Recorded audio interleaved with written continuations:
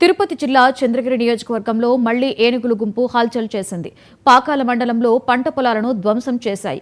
గానుగపెంటలో రాత్రి ఏనుగులు బీభత్సాన్ని సృష్టించాయి. రమేష్ కు చెందినటువంటి మల్బరీ షెడ్, అరటి, మామిడి, వరి, కొబ్బరి చెట్లను ధ్వంసం చేశాయి.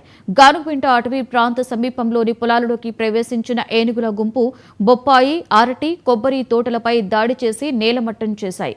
ఉదయం పొలాలకు వచ్చినటువంటి రైతులు ధ్వంసమైన పంటలను చూసుకుని కన్నీటి పర్యంతమయ్యారు. పంట చేతికి వచ్చే సమయంలో ఏనుగులు దాడి చేసి తీవ్రంగా నష్టపరచడంతో రైతులు ఆవేదన వ్యక్తం చేస్తున్నారు. నష్టపోయిన పంటకు పరిహారం చెల్లించాలని ప్రభుత్వాన్ని కోరుతున్నారు రైతులు. ఫారెస్ట్ అధికారులు స్పందించి చర్యలు తీసుకోవాలని గ్రామస్తులు కోరుతున్నారు.